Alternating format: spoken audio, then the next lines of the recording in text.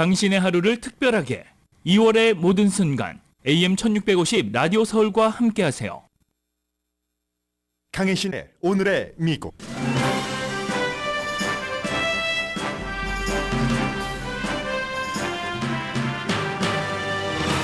트럼프 대통령이 멕시코에 대한 관세 시행을 한 달 미뤘습니다. 멕시코 대통령도 기자회견에서 시행 중단을 발표하면서 협상할 것이라고 말했습니다. 트럼프 대통령은 오늘 캐나다 총리와 통화했고 또 통화할 예정입니다.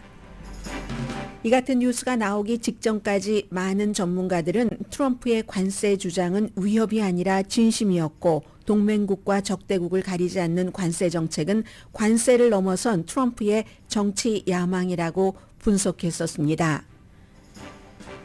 세계는 다음은 우리 차례인가 벌벌 떨고 있고 트럼프 대통령은 미국인도 고통받을 수 있다고 선언했습니다. 동맹과 적을 구분하지 않는 무역 폭행은 상당히 위험이 있는 미국 지배에 대한 주장이다.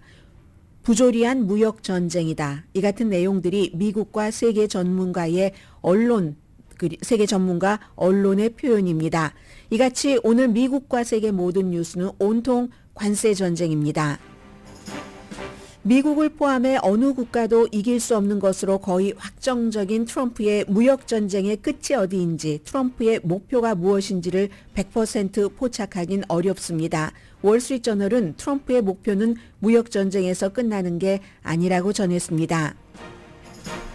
캐나다 국민들은 로스앤젤레스 선수들이 서 있는 캐나다 경기장에서 미국 국가가 울려 퍼질 때 야유함으로써 미국에 대한 경멸과 비난을 표출했습니다.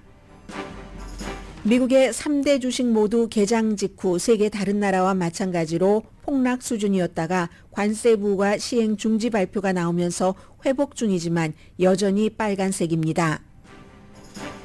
관세가 시행될 경우 미국인들에게 비싸질 수 있는 6가지 품목도 주목됩니다. 미국의 외국 원조기관인 국제개발국 리더들이 사무실 접근이 일론 머스크의 정부 효율성 부서에 의해 금지됐습니다. 일론 머스크는 이 기구는 범죄 집단이고 죽어야 할 때라면서 트럼프 대통령도 폐쇄를 허락했다고 밝혔습니다. 그래미 시상식에서 비욘세가 처음으로 올해의 앨범상을 받았습니다. 사망한 지미 카러 전 대통령도 교회 선데이 스쿨에서의 오디오북 낭독으로 상을 받았습니다. 여러분 안녕하십니까? 오늘의 미국 강혜신입니다. 뉴스하기 정말 힘듭니다.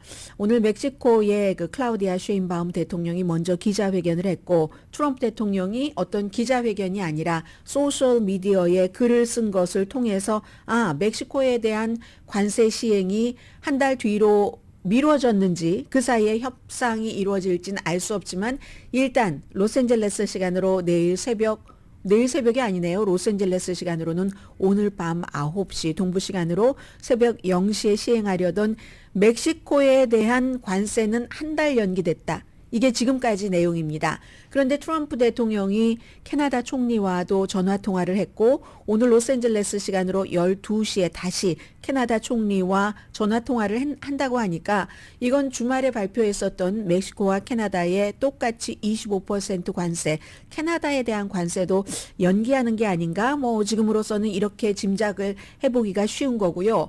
왜 관세 이런 것이 꼭 미국의 물가 인상, 미국뿐만이 아니라 세계 다른 나라도 다 마찬가지죠. 보복 관세를 다 한다고 하니까 그런 것을 넘어서 지금 미국 21세기 트럼프 대통령 임기 2기의 또 다른 목적이 있는 것인가 이런 것들을 중심으로 오늘은 뉴스를 많이 전해드릴 것 같습니다.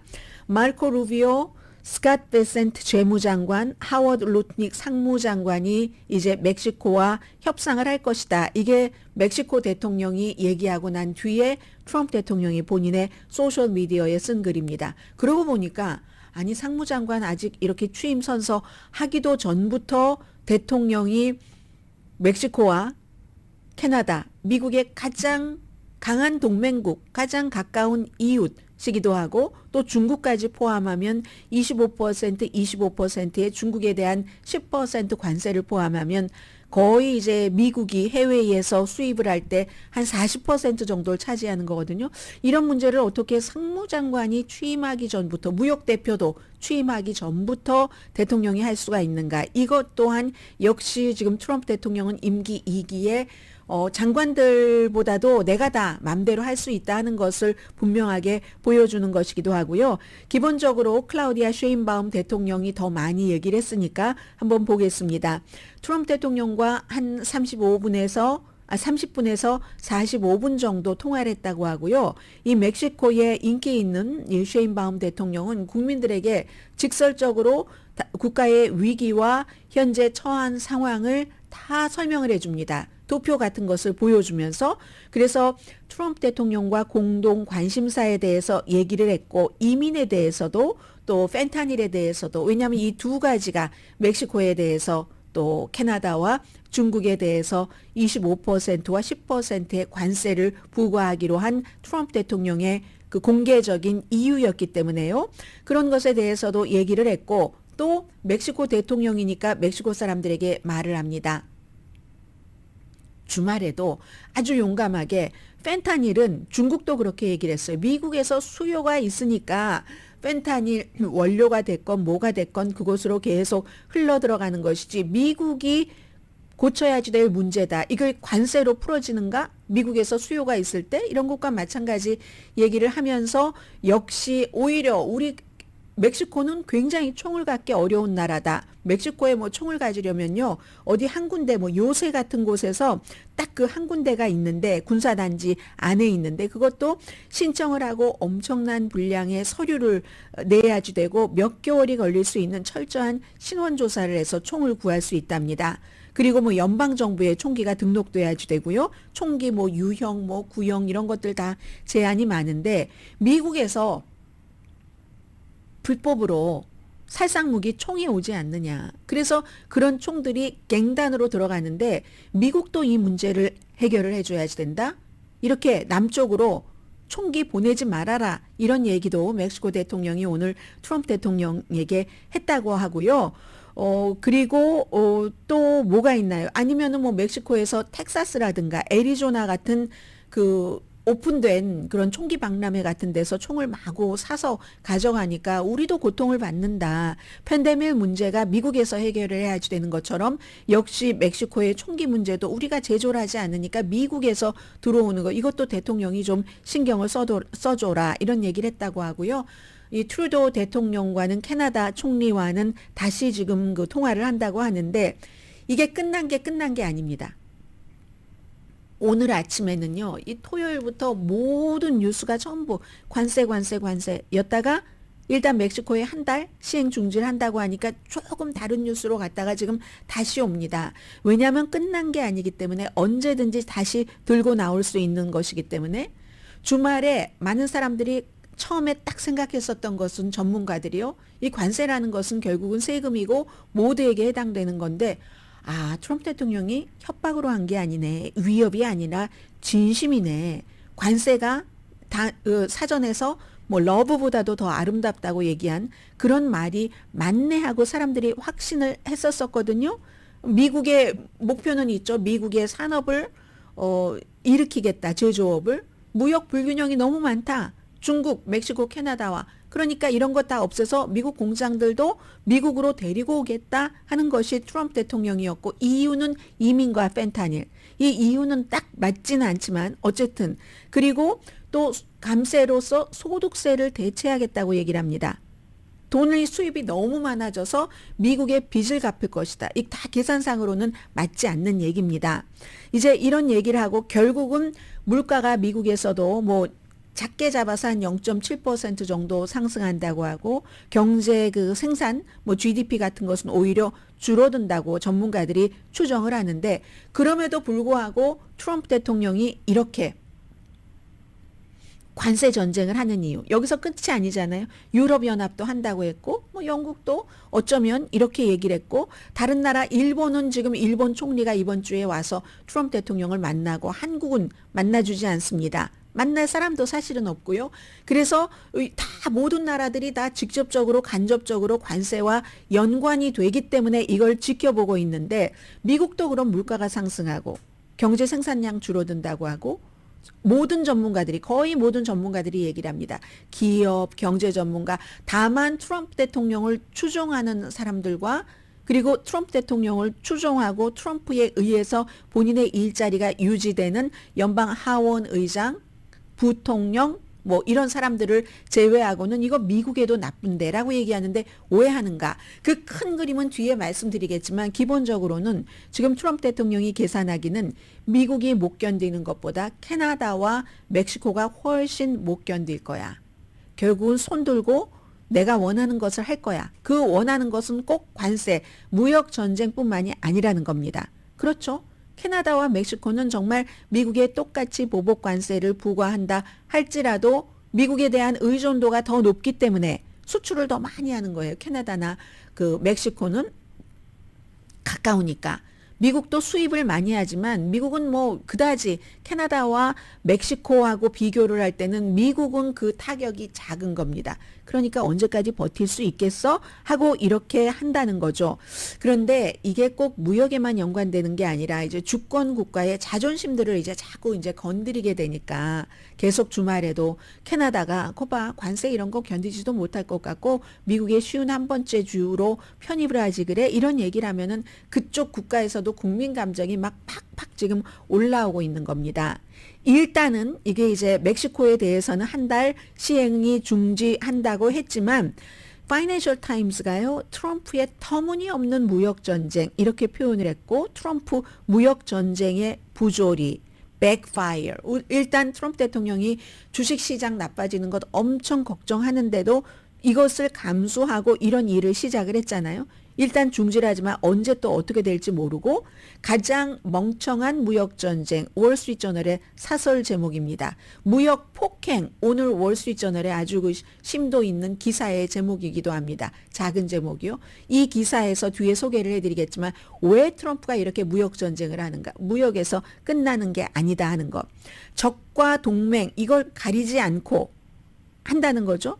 미국도 힘들고 미국의 외교력도 약해질 것이 당연해 보이지만 그런데도 장기적으로는 이제 지금까지의 미국이 아니라는 것을 보여주는 거죠. 다른 나라에서 볼 때도 이건 펜타닐이 이 무역 전쟁을 해야지 될 이유야? 아닌데? 뭐 중국말도 맞잖아. 멕시코 말도 맞잖아. 미국에서 수요가 있으니까 들어가는 것 아니야? 그리고 캐나다는 무슨 죄가 있어? 캐나다를 통해서 펜타닐 그를 만드는 그 전내 원료 들어가는 거 1%밖에 안 되고 그리고 불법 체류자도 캐나다 국경을 통해서 미국으로 남쪽으로 오는 사람은 1%밖에 안 된다는데 캐나다는 무슨 죄야? 이렇게 얘기를 했죠. 민주당은 말할 것도 없으니까 말도 안 하겠습니다. 랜드 폴 이 공화당 관세는 곧 세금이다. 그리고 우리 보수는 세금에 반대한다. 결국 관세라는 것은 국가 간에 서로 잘하고 싸게 하고 할 수 있는 것을 해서 물물 교환을 하는 거죠. 자급자족 시대가 아니니까. 그럴 때 이런 것이 줄어들면 당연히 이제 무역이 줄어들고 가격이 올라갈 수밖에 없다. 미국에서 미국 공장이 와서 한다고 하는데 얼마나 비싸지겠어요? 사우스캐롤라이나주의 공화당 상원 의원 팀 스캇은 뭐 부통령 후보가 될 것인가 했었던 아프리칸 아메리칸 아주 주목받던 사람이잖아요. 사우스캐롤라이나 주민에 대한 세금을 물게 하는 거다. 이렇게 얘기를 했습니다. 미치 매코넬 정도만 그 공화당의 의회에서 이제 더 강하게 경고를 하는 정도거든요. 상원 의원은 팀 스캇과 그리고 나머지 사람들은 다 이제 그 마이크 존슨이나 제이디 벤스 부통령처럼 그냥 트럼프 대통령이 하는 일은 무조건 옳다고 얘기를 합니다. 미치 매코넬은 경고합니다. 아니 왜 펜타닐 문제로 동맹과 싸우고 싶어 하죠? 트럼프조차 대가가 고통스러울 수 있다고 얘기를 했습니다. 이 얘기는 후보 때 선거 유세에서 하던 것과는 180도 다른 얘기입니다. 다른 나라에서 다 이 돈을 관세를 내는 거기 때문에 미국 사람들은 그 돈을 받기만 하면 돼 했는데 트럼프가 이제 말을 바꾸잖아요. 그 관세는 수입업자, 미국 수입업자가 하는 것이고 25%나 될 때 수입업자들이 다 이윤을 25% 포기하고 물건값 안 올리지 않죠. 그러니까 물건값을 올려서 결국은 그렇게 미국 사람들이 세금을 내겠다는 건데 첫 번째와 지금 임기 두 번째 관세 전쟁에서 다른 것을 설명을 합니다. 이 월스트리트저널이 이번에요. 1977년도 국제 비상 경제 권한법이라는 뭐 미국 말로 뭐 IEEPA 뭐 이런 약자인데 이걸 사용했는데 이런 것을 관세에 써본 적이 없습니다. 그런데요. 이걸 활용했다는 것은 아주 절대절명의 대통령의 권한을 쓸 수 있다는 걸 보여주는 겁니다. 그러니까 상무장관이나 무역대표가 취임 선서도 하기 전에 대통령이 이런 것을 발표를 하는 거죠. 보통 테러리스트 뭐 아주 그리고 뭐 불량 국가라고 얘기하는 그런 국가를 대상으로 사용되는 것을 활용을 하는 겁니다. 그러니까 대기 기간도 없이 2월 4일부터 바로 이렇게 한 것이고 비정상적으로 광범위합니다. 그 영향이 그리고 의회나 법원을 통해서 이걸 차단하기도 어렵습니다. 딱 이렇게 해서 트럼프 대통령이 했는데 뭐 만료 기한도 없고 지금은 일단 한 달 뭐 그냥 중지하자 했다가 다시 내일 또 마음을 바꿀 수도 있는 겁니다. 얼마나 불안한 그런 그 정책인 것을 보여주는 건데 첫 번째 때는요. 중국에 대해서 매파가 많았기 때문에 마이크 펜스 부통령을 포함을 해서 그리고 무슨 뭐 국가안보보좌관이라든가 그래서 중국에 대해서 관세, 중국에 대해서는 이번에 10%잖아요. 전에 25%의 플러스가 돼서 그랬는데 지금은 적과 동맹이 구분이 없습니다. 그리고 오히려 적에 가깝게 보일 수 있는 중국에 더 관대해요. 지금 트럼프 대통령이. 멕시코와 무슨 이 캐나다는 물론이고 콜롬비아도 무역 거래량은 많지 않지만 굉장히 미국과 안보라든가 경제에 있어서 완전한 파트너였습니다. 그런데 이거 막 협박하다가 그 콜롬비아가 손들고 말았고 베네수엘라와는 오히려 오랜 적과 마찬가지인데 또 뭐 협상 같은 것을 하거든요. 적도 없고 그러니까 이 지금까지 민주당과 공화당이 공통적으로 이건 이렇게 하고 저건 저렇게 하고 외교에 대해서 딱 그 서로 의견이 일치되는 부분이 있는데 지금 트럼프 대통령은 그런 게 없다고 얘기를 합니다. 첫 번째 때는요. 준비할 시간이 있었어요. 그래서 다 준비들을 했는데 또 이제 무슨 이번에는 완전히 이렇게 트럼프 대통령이 맘대로 해버렸고 그리고 이번에는 무역 이 뭐 첫 번째는 한국도 처음에 세탁기 뭐 25% 관세 붙이다가 뭐 50% 붙이다가 나중에 또 뭐 100% 붙이다가 그렇게 되고 나면은 세탁기만 안 팔리는 게 아니라 세탁기를 사면 또 사람들이 사는 그런 것들 있잖아요. 재미를 못 봤죠. 첫 번째의 그 임기 1기 때 무역 전쟁을 해서 뭐 일본, 캐나다, 멕시코 뭐 등등에 다 했었을 때 이번에는 관세를 받아서 세금을 낮춰주겠다라고 얘기를 하는데 이게요 관세로 인해서 부자들은 전혀 상관이 없습니다. 물건 무슨 뭐 아보카도가 조금 비싸진다 한들 뭐 부자들이 한 달에 뭐 $100 이 정도 더 들어간들 그게 무슨 뭐 티나 나겠습니까? 세금을 가난한 사람 세금을 낮춰주겠다 하는데 이건 관세를 영원히 높이겠다 하는 뜻과도 통하고 보고요. 모든 목표로 지금 관세를 전부 쓰고 있습니다. 정치, 경제, 전략적으로. 마약과 이민과 관세와는 연관되기가 참 어려운 일이잖아요. 그리고는 전 세계를 향해서 관세 선포를 고려한다는 거죠. 전에는 공화당과 민주당이 합의를 한 것 중에서 가장 또렷한 것은 동맹, 이웃 국가들과는 협력하고 통합함으로써 미국이 번영한다. 이 틀을 이제 이 기조가 완전히 트럼프 대통령 시대에는 없어진다고 보시면 되는 거고요. 그리고 트럼프 대통령이 이게 바로 취임식 때 연설을 했던 겁니다. 이 관세를 결국은 영토 확장이나 다른 것으로 계속 활용을 하겠다는 얘기죠. 윌리엄 맥킨리 25대 대통령 그 사람이 관세맨이었고 영토를 확장했었던 그러나 나중에 그 관세에 대해서 부과한 것이 실패했었다라고 시인을 했었습니다. 그리고 그 이후에 2차 대전 이후에 누가 관세 전쟁을 합니까? 서로 잘하고 싸게 좋게 만들어낼 수 있는 것 만들고 그래서 서로 교환을 하는데 1800년대에 우리가 골든 에이지로 가겠다. 수입과 보호 무역주의 원칙 트럼프 대통령이 이것으로 가는 거 그리고 캐나다를 51번째 주로 하겠다. 이것도 이제 영토 확장. 덴마크도 뭔가 관세로 위협을 할 수 있으면 위협을 해서 덴마크가 자치권을 주긴 했지만 그린란드를 포기를 하고 미국에 넘길 수도 있는 모든 보험과 카드로 관세를 쓰고 있다는 것이 트럼프 대통령이 취임사에서 얘기한 윌리엄 맥킨리 대통령처럼 미국을 다시 위대하게 만들려고 한다. 이때의 협력은 목표가 아니라는 겁니다. 초점은 미국이라는 아직도 우리도 피해를 보지만 저들이 더 피해 보니까 굴복하고 말 것이 하는 지배 여기에 대해서. 그래서 월스트리트저널은 다음 단계는 불확실하다고 얘기를 합니다. 또 마음을 트럼프 대통령이 바꿀 수가 있기 때문에. 그리고 서로 협상을 하면 뭐합니까? 협상을 다 깨버리는데 이럴 때 어느 나라가 또 어느 나라의 국민이 미국을 믿고 미국과 같이 일을 하고 싶어 할까 이런 점들을 지금 미국의 많은 그 전문가들이 걱정을 하고 있고요. 시간이 지나면 경제 자체는 뭐 올해 이 관세를 올해 4년 내내 한다 하면은 충격에 적응을 하겠죠. 사람이니까. 고용률도 어느 시간이 되면은 회복이 되겠죠.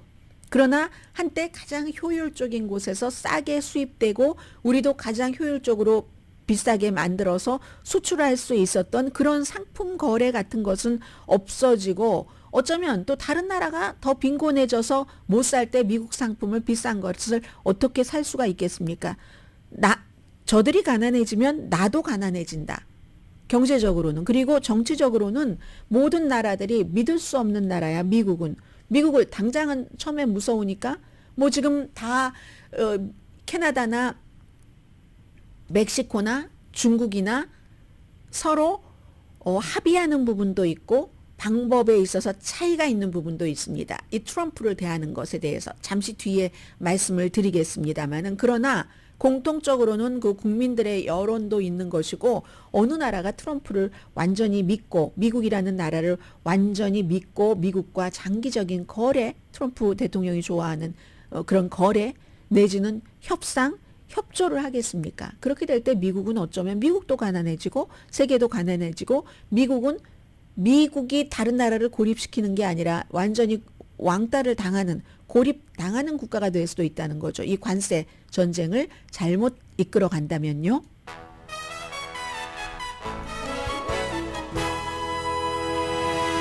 그래서 미국에서는 많은 사람들이 이것을 활용하더라도 어느 정도까지만 하고 미국적인 입장에서 보면 다른 나라에서 보면 그것도 참 유치하고 비겁하고 찌질하고 공정하지 않은 것이긴 하지만 어느 정도까지만 하고 뒤로 멈춰줬으면 하고 생각들을 합니다. 오늘의 미국은 전문가가 추천하는 이민법, 가정법 전문 재인정 종합법률사무소, 총 20억 달러 승소, 교통사고와 상해 전문 브라이언 타필라와 CG 변호사 그룹, 집융자 홈에퀴리 라인업 크레딧, 급한 하드머니도 정말 쉽게 잘하는 융자나라, 세계 최초 AD와 인공지능 마사지 체어 디오스를 사이프러스 카후나 본사에서 체험하세요. 카후나 마사지 체어 공동 후원입니다. 잠시 뒤에는 오늘 이제 중간중간 다른 뉴스들도 전해드리겠지만 관세와 관련된 것들을 많이 전해드려야지 될 것 같거든요. 그럴 때 이 정치가 곧 일반 생활이고 처신이고 처세고 뭐 인간의 본능이기도 하고 그리고 어떻게 살 것인 것에 대한 기본적인 물음이기도 하고 뭐 김영석 교수가 하시는 그런 말씀이라고 할까요? 그런 뭐 모든 것이 되니까 잠시 뒤에 뵙겠습니다. 다른 나라에서는 저항의 테스트 같은 것을 한다고 할까요?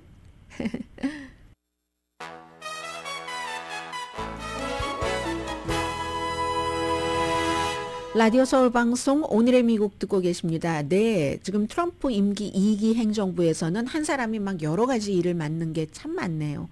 마르코 루비오 국무장관이 역시 국무부가 다른 나라에 대한 원조 같은 것을 다 그 관리를 하는 총책이라고 할 수 있으니까 일론 머스크가 이 기구는 죽어버려야지 돼 하고 죽여버린 것 같습니다. 지금 그런 기구의 액팅 디렉터까지 함께 맡는다. 잠시 뒤에 전해드리겠고요. 자, 지금 그 세계사예요. 지금 트럼프 대통령의 관세 이런 것으로 인해서 뭔가를 누군가가 막 강요하고 하면은 없던 애국심 같은 것도 막 생기잖아요. 캐나다 사람들이 지금 캐나다 매체와 인터뷰하고 하는 거 보니까 난 제가 캐나다 사람인 걸 이렇게 진하게 느낀 게 처음이에요. 이 트럼프 대통령이 계속 또 관세뿐만이 아니라 51번째 미국 주로 편입해라 하니까 그런 얘기들을 하는데요. 이게 사실 또 좋은 건 아니죠. 왜냐하면 우리가 지금까지는 트럼프 이전까지는 뭐 코스모폴리타니즘, 사실 코스모폴리타니즘이라는 세계주의 이런 것들은 1970년대 이후부터 계속 많은 사람들, 물론 국가가 있고 국가에 속한 정체성도 있지만 그러나 모든 것을 초월을 해서 그 세계적인 커먼 센스라든가 이런 것에 따라서 살아야지. 왜냐하면 아무리 세상이 복잡해도 공통의 그 선과 공공의 명분 같은 것은 있으니까 이랬는데요. 지금 완전히 미국은 그 미국 우선주의, 미국 보호무역주의, 미국 민족주의 이렇게 되니까 다른 나라들도 전부 우리가 미국에 그렇게 경멸당하면 안 되지 하고 민족주의로 돌아가고 있는 겁니다. 캐나다만 그러겠어요? 멕시코도 마찬가지겠죠. 아주 강한 강요는 저항을 일으킵니다. 강한 국가로부터, 미국이라는 국가로부터의 그 강요는 다른 강요를 당하는 국가 국민들에게 저항과 애국심을 일으킨다. 뭐 이런. 심지어는요, 멕시코 대통령이 지금까지 지지율이 높아졌어요. 현재 75%. 트럼프에 대해서 하는 것, 멕시코 대통령이 캐나다의 총리보다 훨씬 강하게 얘기하잖아요. 강하게 얘기하면서 그래 우리 이거 안 해 이러는 것도 아니에요. 굉장히 또 유연합니다. 멕시코 대통령이 강하게 그래 당신이 말하는 게 이건 틀렸는데 우리도 이 정도는 요구할 수 있지? 협상을 해봅시다. 이렇게 얘기를 하잖아요. 그래서 트럼프에 대해서 하는 일에 대해서도 70%. 전반적으로 지지율이 멕시코 최초의 여자, 최초의 주이시 대통령인데 지금 75%까지 올라갔습니다. 캐나다는 이에 비해서 이 저스틴 트루도 총리가 인기가 없죠. 인기가 없으니까 지금 사임한다고 했고 5월 29일에는 새로운 총리가 나와서 G7 의장국이에요. 올해 캐나다가. 이거 굉장히 중요하죠. 뭐 캐나다에서 6월 달인가 뭐 이 G7 정상회담이 열리고 있는데 특히 이제 캐나다에서 만약에 보수적인 사람이 총리가 된다면 트럼프 대통령이 좋아할 것이고 트럼프 대통령에 대해서 트럼프가 일을 해 우리도 일로 할 거야. 이런 사람이 또 총리가 된다면 문제가 달라지겠죠. 지금 기본적으로 트럼프 대통령이 멕시코에 대해서는 25% 일단 한 달 두고 봅시다. 그리고 오후에 이제 캐나다에 대해서 어떤 얘기가 나올지 모르겠어요. 그렇게 되면 뭐 중국만 따로 시행을 할지 이것도 한 달 다 미룬다는 얘기일지 오후에 가봐야지 정확하게 알 수 있고 그리고 그랬다가도 또 뒤집을 수도 있다는 말씀 드립니다. 그런데 캐나다, 중국, 멕시코 모두 하나의 목표가 있습니다. 이번에 트럼프 대통령의 관세에 대해서 시간을 좀 벌자. 웬만하면 싸우지 말자. 피해를 줄여보자. 그래서 긴장을 어떻게 하면 좀 줄이나 하는 경로를 만들어 보고 싶어 하죠. 뭐 어떤 국가는 말을 세게 하기도 하고 어떤 국가는 공허한 제스처. 이게 아마 중국 같아요. 중국 같고 트럼프 대통령도 중국에는 굉장히 좀 그 관대한 것 같아요. 이번에 보니까. 어쨌든 서로 다른 전략들은 하지만 목표는 이렇게 똑같다는 겁니다. 중국은 굉장히 행동을 조심합니다. 뭐 WHO에 뭐 제소를 하겠다. WHO에 가봤자죠. 트럼프나 바이든이 다 그 뭐 재판관 같은 사람들 합의 안 해줘서 안 돼 있고 하는데 거기서 뭐 무슨 결론이 나오겠어요. 몇 년 질질 끌다가 뭐 트럼프 대통령 임기 끝나버리겠네요. 그냥 이제 그렇게 하는 것이고 격렬한 말도 멕시코 대통령은 했지만 이렇게 어느 세 나라 가운데서 어느 나라보다도 먼저 일단 중지를 받아냈죠. 멕시코에서요. 이 멕시코 대통령이 하는 게 이런 겁니다. 그래요? 우리는 기본적으로 트럼프를 지지했던 사람들이 아주 그럴 그 것들로 보복을 하겠어요. 우리가 더 큰 피해를 입는 건 멕시코가 맞지만 플로리다주 트럼프 대통령 엄청 좋아하잖아요. 플로리다주에서 뭐 오렌지 주스 수입 전혀 안 해버리죠. 뭐 땅콩버러라든가 아니면 미국 술, 그 볼본 같은 거, 뭐 캐나다도 마찬가지. 오토바이, 할리 데이비스, 위스콘신이잖아요. 위스콘신이 이번에 트럼프 대통령에게 표를 줬습니다. 스윙 스테이트인데 이런 거 그리고 사람들이 기억하기 아주 쉬운 그런 아이템이잖아요. 캐나다도 마찬가지 아주 비슷합니다.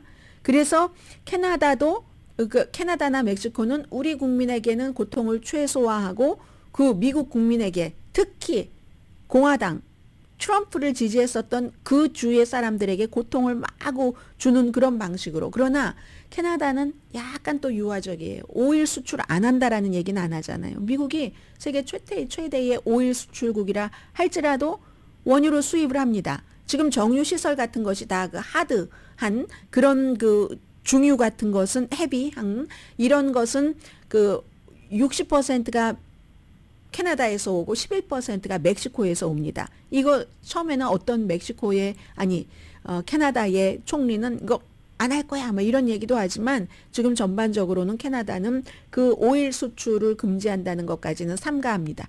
웬만하면 문제를 풀고 싶다는 거예요. 하루에 한 400만 배럴 정도가 뭐 오고 있는데 이게 이제 굉장히 그 트럼프 대통령 그 주에 뭐 100배럴만 와도 그런데 400 이렇게 이제 숫자가 높아지면 엄청 피해를 주잖아요. 뭐 오렌지 사업 하는 데서 오렌지 농부들이 좋아하겠어요? 할리 데이비스의 본사 위스콘신에서 좋아하겠습니까? 아무튼 그렇겠죠. 그래도 아무튼 멕시코가 영향을 제일 많이 받아서 멕시코의 GDP도 수출에서 많이 나오죠. 한 40%. 근데 그 가운데서 80%를 또 미국에 수출하죠. 그러니까 24% 관세를 딱 부과를 시키면은 그러면 경제가 한 2%에서 4%까지 올해 위축될 수 있다. 이렇게 나옵니다. 캐나다도요. 총 그 상품 수출에 멕시코가 캐나다는 총 수출의 77%나 보내네요. 미국으로 엄청나네요. 반대로 미국은 전체 수출하는 품목에 캐나다로 보내는 것은 18%밖에 안 됩니다. 77% 대 18%예요. 그러니까 캐나다도 이렇게 되는 경우 GDP가 한 2%에서 3% 정도는 줄어들 것이다. 일자리가 뭐 많이 엄청나게 뭐 몇백만 개 줄어들 수도 있겠죠. 뭐 이런 일들이 지금 있는 겁니다. 그럼에도 불구하고 지금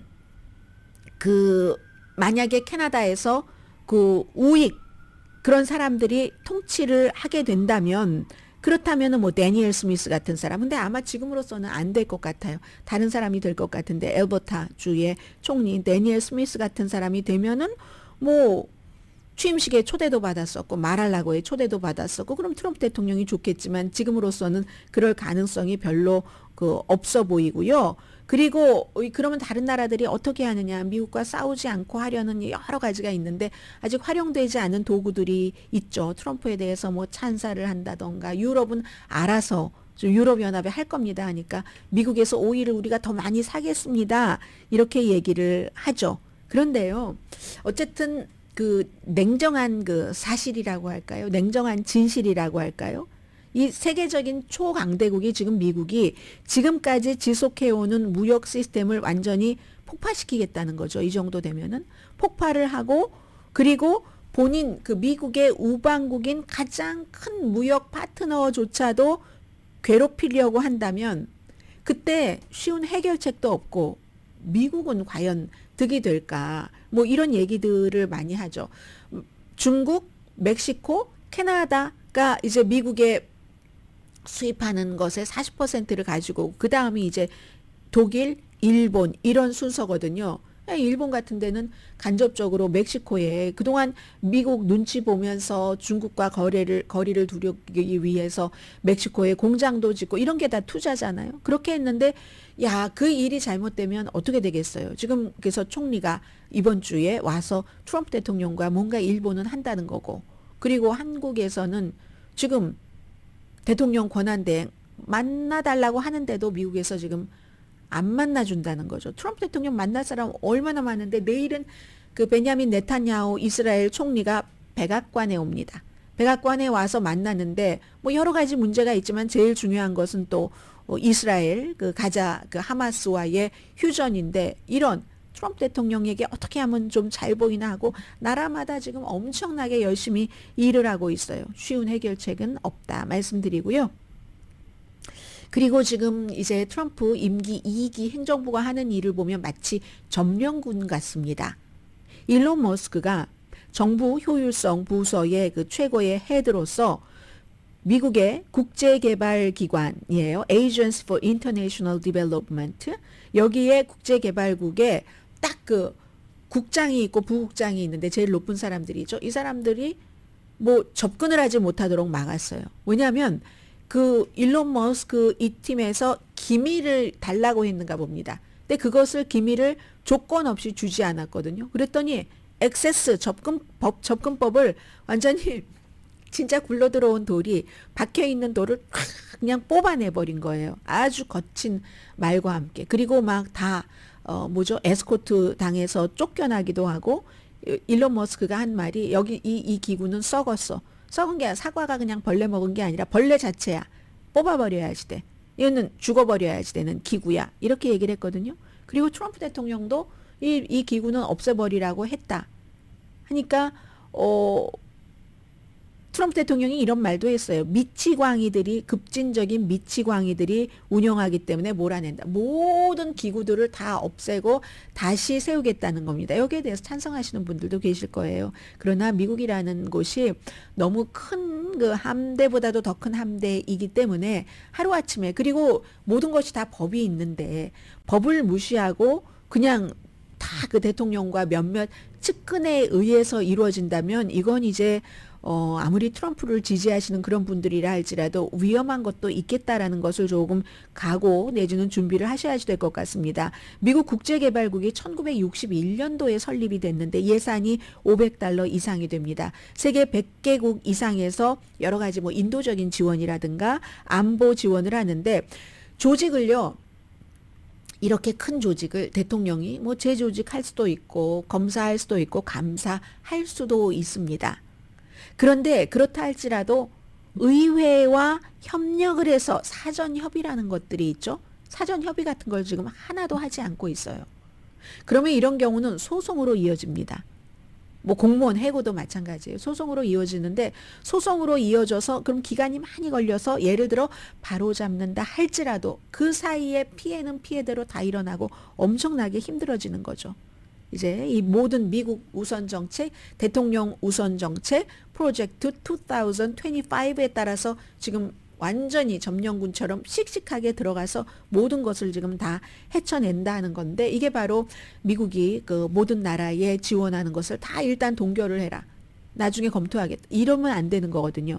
예산이 책정이 됐기 때문에 미리 의회와 상의를 하고 조절을 해야지 되는데 그런 거 안 한다. 그리고 사람들이 혼돈하는 게 있어요. 하도 그 점령하듯이 하는 사람들이 말을 너무 분명하게 씩씩하게 하니까. 미국에서 전 세계에 어떤 지원하는 지원금은요.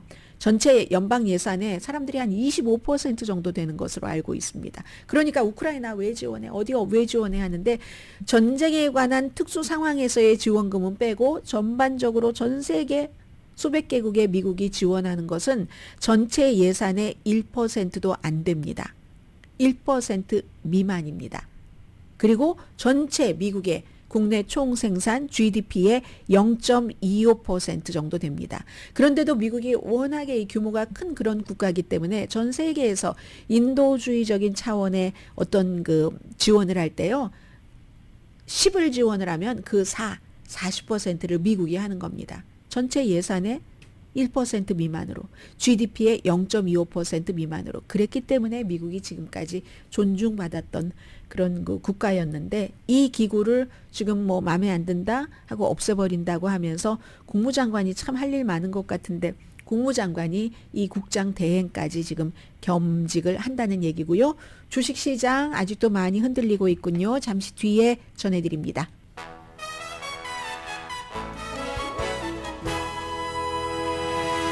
라디오 서울 방송 오늘의 미국 듣고 계십니다. 뭐 미국 주식 시장이 아무리 그 뭐 거래할 수 있는 상품이 아니라 서비스 중심으로 요즘 움직인다 할지라도 그래도 이 관세 때문에 이 수입품에 대한 그런 그 세금 때문에 그러면 당연히 이제 물건값이 올라가니까 물건값이 올라가는 건 인플레이션을 만든다는 것이고 성장은 줄어들겠죠. 사람들이 돈 버는 돈은 똑같은데 돈을 더 써야지 되니까 물건을 사서 생활을 할 때 그러면 투자가들이 불안해질 수밖에 없죠.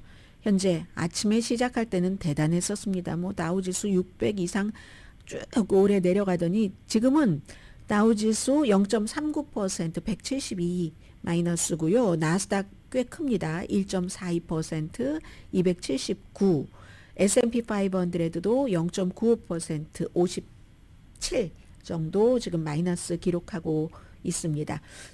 이럴 경우는 이제 중국에 의존하는 나이키, 애플 제조를요 많이 내려갔었고요. 오늘이요. 그리고 또 테슬라도 마찬가지죠. 테슬라도 이 만드는데 미국에서 만들긴 하지만 부품 같은 것을 뭐 특별한 광물은 뭐 캐나다에서 가져올 수도 있고 또 멕시코에서 가져올 수도 있고 이런 식으로 미국의 뭐 자동차는 수십 년 동안 서로 캐나다와 멕시코는 노동력이 싸니까 이쪽 캐나다는 특별한 광물이고 이런 식으로 해서 뭐 마지막에 미국에서 조립을 한다던가 하니까 테슬라도 지금 이 점은 뭐 좋아하지 않을 거예요. 제너럴 모터스 뭐 자동차 제조업체 주식은 많이 하락을 했고 어제 월요일이었었잖아요. 일본, 한국 다 주식시장 내려갔는데 뭐 도요다 뭐 혼다 뭐 7.2%까지 내려갔었습니다. 유럽에서 뭐 크라이슬러 뭐 피아트, 뭐 푸조, 뭐 이런 뭐 스텔란티스 주가 다 7% 정도 내려갔고요. 또 술, 멕시코에서 미국으로 데킬라뿐만이 아니라 저는 제일 유명한 술이 코로나인 줄 알았는데 코로나 아니던데요. 뒤에 말씀드리겠습니다. 이 데킬라를 수출하는 제조업체 디아지오가 3.8% 하락을 했는데 오늘 이제 미국도 지금 이 정도가 되는 겁니다. 아주 시장이 빨개요. 빨간 색깔이에요. 그린 색깔이 아니고 그리고는 이자율도 이렇게 되면은 이자율을 내리겠어요. 오히려 올리지 않으면 다행이다. 이렇게 생각을 하니까 투자가들이 원하는 거 생각하는 해왔던 것과 정그 반대고 그리고 관세 같은 것을 반복적으로 사용을 하면은요. 처음에는 이제 협상하자. 미국 건드리지 말아야지. 트럼프에게 좋은 말 해주고 조금이라도 덜 손해봐야지 하지만 나중에는 이게 길어지면 그쪽에서 자급자족하는 미국에 대한 의존도를 낮추려고 노력을 하고 어느 나라인가 다른 나라와 의존을 하고 협조를 해야지 될 때 미국만 쏙 빼겠죠. 당연한 것 아니에요? 그러면 지금은 달러가 많이 높아졌거든요. 달러가. 어제 이 관세 이런 것 이후에 달러가 많이 높아졌는데 장기적으로는 결국은 달러의 세계적인 역할도 약화시킬 것이다. 이런 얘기를 합니다. 무역전쟁, 불확실성이기 때문에 그럴 때는 안전한 자산 해서 달러가 올라갔었는데 뭐 이자율 인상하거나 이럴 때도 매력적일 수 있죠. 달러가. 그런데 장기적으로는 스태그플레이션이 될 수 있다는 거잖아요. 경제 성장은 안 되는데 물건값만 오르는 거예요. 그 수입품에 관세를 붙이니까 25% 물건값이 오르는 거예요. 그러면 성장은 안 되고 쓸 돈은 없는데 돈은 뭐 수입은 똑같고 오히려 임금이 깎일 수도 있겠죠. 성장은 둔화인데 물건값을 오르는 스태그플레이션이 될 수도 있다는 그런 얘기들이죠. 그렇게 될 경우 결국은 달러라고 살아남겠습니까? 이게 마찬가지예요. 다른 나라가 잘 살아야 미국도 잘 사는 구조가 수십 년 동안 해왔기 때문에 지금 대통령이 이것을 어떻게 깨려고 하는지 다들 걱정하는데 대통령만 지금 대통령과 주변 사람들 자신감을 지금 보이고 있고 그게 잘 되면 미국에는 좋죠. 뭐 다른 나라야 어떨지 모르지만 그런데요. 결론적으로는 다른 나라가 못 되고 미국만 잘 된다는 이 세상에 그런 공식은 없습니다. 현대 사회에서 트럼프 대통령이 미국 산업 보호하고 싶다 이렇게 얘기하지만 많은 전문가들은 모든 뭐 기업인, 경제 전문가 마찬가지로 세금이 미국 소비자들의 물건을 올린다. 작게 830달러에서 3,900달러 많게는 이게 어떤 초당적인 그런 기구에서 조사를 하느냐 약간 중도 좌 성향의 기구에서 조사하느냐에 따라서 최저 830달러에서 최고 3,900달러까지 한 해에 이 관세를 부과를 하면은 미국 가정이 더 내야지 된다는 얘기입니다. 그럼 1990년대 이후에 가장 큰 세금 인상인 거예요. 트럼프 대통령이 와서 세금을 없애준다고 하는 데가 아니라 세금이 오르게 되는 거죠. 제조업도요. 그렇게 미국으로 올 수가 없습니다. 공급망이 이미 다 책정이 됐고 미국이 노동값이 너무 비싸기 때문에 황금기가 될 거야. 일부에게는 황금기가 될 수 있죠. 그러나 많은 사람들에게는 gilded, gold가 아니라 gilded. 일부 사람만 황금기고 황금 번쩍번쩍하니 도금하고 나머지 사람들은 힘드는 gilded. 주식시장부터 이제 관세되면 무너지기 시작하는 건데 아무튼 그런 거죠. 그래서 어제 뭐 선물 때부터 굉장히 뭐 미국 많이 빠져나갔던데요. 자동차는요. 평균 $3,000 비싸진답니다. 아주 비싼 자동차도 아니고 조립 전부터 몇 번 멕시코, 미국 부품이 왔다 갔다 해야 되기 때문에요. 맥주, 테네시 위스키, 테킬라 뭐 이런 것들은 미국 소비자도 그렇고 그리고 다른 나라도 볼본 같은 것은 캐나다에서 수입 안 해간다고 하고 멕시코 맥주 모델로가 제일 인기 있는 맥주라면서요. 코로나보다도 더 이런 것. 그리고 테네시 위스키 이런 거 다른 나라에서 수입 안 해가겠죠. 이런 것은요. 볼본 미국의 테네시 위스키, 테킬라, 캐나다 위스키 이런 특정 브랜드는요. 독특한 제품으로 인정을 받아서 꼭 그 지정된 국가에서만 생산을 할 수 있답니다. 그래서 좀 비슷하게 뭐 만들어 본다 이거 안 된대요. 또 원료를 또 수입하는 거잖아요. 집값 비싸지겠죠. 집값은 이중으로. 불법 체류자들도 없어서 지을 사람도 없고 LA 산불 다 저거 치우는데도 불법 체류자들이 많이 해왔는데 캐나다에서 목재 우리 없어도 되라고 얘기하지만 그건 트럼프 대통령의 얘기고 업계에 가서 물어보면 그렇지 않죠. 메이플 시럽 드시는 분들 많으시죠. 캐나다가 전 세계 메이플 시럽 생산량의 75%를 차지한다네요. 캐나다가. 미국에서도 무슨 시럽 생산되지만 원료를 캐나다에서 가지고 와야지 되니까 이것도 안 되는 거고. 그리고 그렇게 해서 만들어주면 미국 제품이라도 가격은 올라가겠죠. 에너지 지금 일단 괜찮다. 캐나다가 뭐 스탑하지 않는다라고 얘기는 했지만 결국은 에너지 값도 올라갈 수밖에 없다는 거. 아보카도는 기후잖아요. 따뜻하고 좀 습기가 있어야지 되고. 그래서 멕시코에서 미국 아보카도 시장의 90%가 멕시코에서 오는 겁니다. 그 밖에는 캘리포니아주에서 가장 많이 생산하고요. 슈퍼볼이 2월 9일 아닌가요? 만약에 이게 한 달 일단 중지다라는 발표가 없었으면 2월 9일 과카몰레 값 과카몰레 뭐 집에서 만들어 드시는 분들도 계시지만 사 드시는 분 엄청나게 올라갔겠네요. 근데 그런 일은 일단은 없습니다. 네, 오늘의 미국을 도와주신 분들부터 불러드리겠습니다. 전문가가 추천하는 이민법, 가정법 전문 재인정 종합법률사무소, 총 20억 달러 승소, 교통사고와 상해 전문 브라이언 타필라와 CG 변호사 그룹, 집이용자 홈에퀴리 라인업 크레딧, 급한 하드머니도 정말 쉽게 잘하는 융자나라, 또 세계 최초 AD와 인공지능 마사지 체어 디오스를 사이프러스 카후나 본사에서 체험하세요. 카후나 마사지 체어 공동 후원이었습니다. 어제 사실은 웬만한 뉴스를 지금 다 준비해놓고도 못 전해드렸는데요. 그래미상 시상식에서 중요했었던 것은 뭐 누가 뭐 많이 받았다 이런 것도 있지만 비욘세라는 가수가 얼마나 오랜 동안 수많은 히트곡과 엄청난 영향력을 끼쳤는데도 한 번도 제일 중요한 올해의 앨범상을 못 받았습니다. 그래서 이제 비욘세의 남편이 어떤 때 막 화나서 아프리칸 아메리칸이라 그렇지? 막 이렇게 얘기를 했는데 올해 비욘세가 그 상을 받았고요. 더군다나 이 상을 올해는 또 테일러 스위프트가 별로 못 받았거든요. 하나도 못 받았나요? 모르겠어요. 아무튼 근데 테일러 스위프트 하면 와이스의 또 상징이기도 하잖아요. 딱 전년도에 받았으니까 부르는데 비욘세 이 장면이 저는 좀 인상적이었고요. 그리고 또 하나는 지미 카터 전 대통령이 Sunday School 오디오북 낭송한 것으로 Last Sunday in Plains 본인의 고향이죠. 그것으로 4번이나 사후에 1번 그리고 이제 생전에 3번 수상을 했습니다. 강희신이었습니다.